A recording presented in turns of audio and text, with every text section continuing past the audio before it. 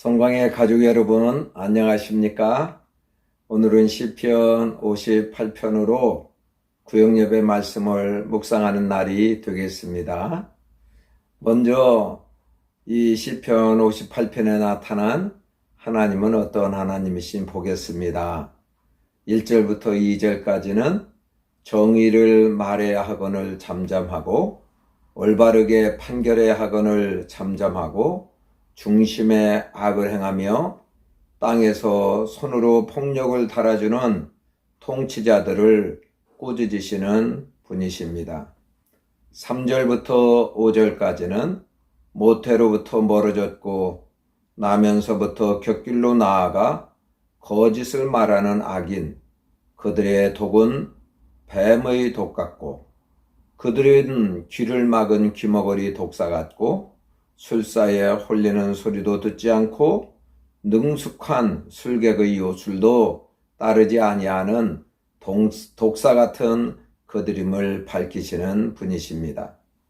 6절에서 9절까지는 그들의 입에서 이를 꺾으시고 젊은 사자의 어금니를 꺾어내시며 그들이 급히 흐르는 물같이 사라지게 하시며 겨누는 화살이 꺾인 같게 하시며 소멸하여 가는 달팽이 같게 하시며 만삭되지 못하여 출생한 아이가 햇빛을 보지 못함 같게 하시고 가시나무 불이 가마를 뜨겁게 하기 전에 생나무든지 불붙는 나무든지 강한 바람으로 휩쓸려 가게 해달라고 요청드릴 수 있는 하나님이십니다.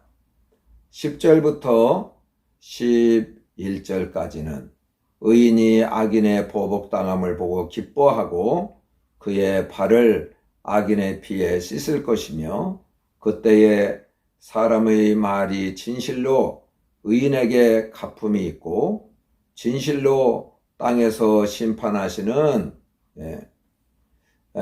하나님이 계시다 말하게 하실 분이십니다. 다윗의 시라는 표제가 붙은 시편 58편은 1절에서 5절까지는 지도자들의 부패에 대한 규탄이 나오고 있고 6절부터 9절까지에서는 하나님이 심판해 달라는 기도가 나오고 있고요. 10절에서 11절에 보면 하나님의 공의에 대한 확신으로 이루어져 있습니다. 성도는 악한 세상을 보면서 낭망할 수도 있겠습니다. 악한 세상을 보면서 하나님께 부르짖어 보아도 별 변화가 없을 때에는 솔직히 절망에 빠지고 회의가 들기도 하지요.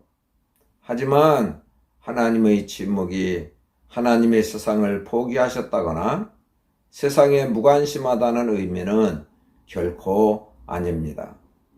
하나님의 심판에 대한 올바른 성경적 견해는 무엇인가 오늘 말씀을 통해 묵상해 보겠습니다.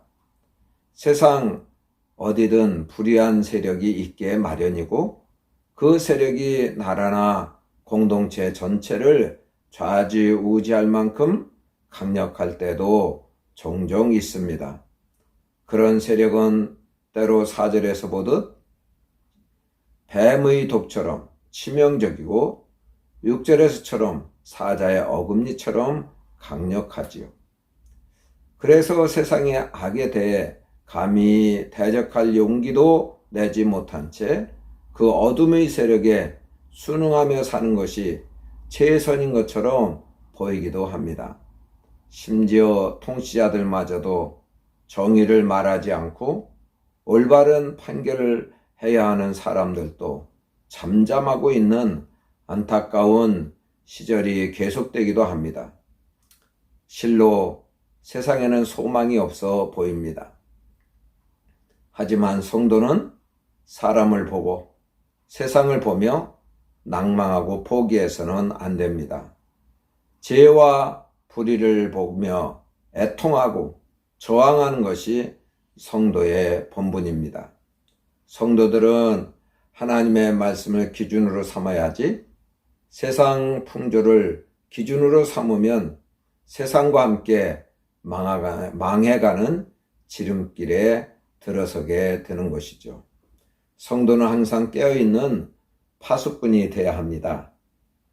하나님의 말씀을 외쳐야 세상에 물들지 않습니다. 잠잠하고 있는 것은 결국 성도가 죽는 길이죠. 내가 세상을 변화시킬 힘이 없다고 포기하지 말고 나 자신이라도 세상에 함락되지 않고 물들어 버리지 않도록 기도하며 정신을 똑바로 차려야 합니다. 하나님은 공의로우신 분이십니다. 공의로우신 하나님은 뱀과 같이 교활하고 사자처럼 강한 세력이라도 반드시 심판하시고 맙니다. 세상의 권세와 나라가 아주 강력한 것처럼 보이지만 하나님의 능력 앞에서는 7절처럼 비가 내리면 잠시 흐르다가 이내 말라버리는 와디처럼 8절에 소멸하는 달팽이처럼 쓰러지고 말 것입니다. 때로는 하나님의 때가 더디 임하는 것 같을 때가 있습니다. 때로 하나님이 하나님의 나라의 일에만 관심을 기울이시고 소위 영적인 일에만 관심을 기울이시고 이 세상은 내버려 두고 세상의 일에는 관심을 기울이지 않으시는 것 같은 것은 아닌가 생각될 때도 있습니다. 하지만 하나님은 확실히 살아계시기에 이 땅의 죄악을 심판하실 것입니다. 그리고 마지막 때가 되면 사람들은 누구나 공의의 하나님, 판단하시는 하나님이 살아계심을 인정하게 될 것입니다. 하나님을 신뢰하고 하나님의 말씀대로 산 의인들에게는 상급으로 갚아주실 것이고 자기가 주인되어 자기 마음대로 세상이 좋아하는 대로 산 악인들에게는 심판으로 갚아주실 것입니다. 이것이 하나님의 공의입니다. 하나님의 말씀이 아닌 자기 마음대로 혹은 마귀의 유혹대로 사는 악인들이 아무리 형통한 것처럼 보이고 득세하더라도 불평하지 마시기 바랍니다. 살아계신 하나님, 영원하신 하나님은 공의롭게 공평하게 심판하시고 예수님이 주인 되시고 그분의 말씀대로 사는 의인들을 반드시 위로해 주실 것입니다. 살아계신 하나님을 바라보며 불평 대신 감사와 찬송으로 세상을 이기시기 바라겠습니다. 성광의 가족 여러분, 성도는 이 세상에 당면한 문제 때문에 짧게 세상을 봐서는 안 됩니다. 길게 멀리 거시적인 관점에서 이 세상을 볼 필요가 있습니다. 하나님의 지혜는 우리보다 크십니다. 하나님의 공의로운 심판을 믿고 영적으로 깨어있는 일과 분별해서 악한 일에는 잠잠하지 않고 외치는 일의 사명을 잘 감당하는 성도가 될 수 있기를 바랍니다. 우리 하나님 아버지, 저희들을 의인으로 이 시대에 깨어있는 하나님의 사람으로 살게 하심을 감사합니다. 권력 있고 통치자들마저도 불의한 일에 잠잠하고 또 불의한 재판을 하고 있는 이 세상입니다. 아버지 하나님, 사자처럼 달려들며 뱀처럼 독을 머금는 그들의 그 모습을 우리는 방관할 수도 없습니다.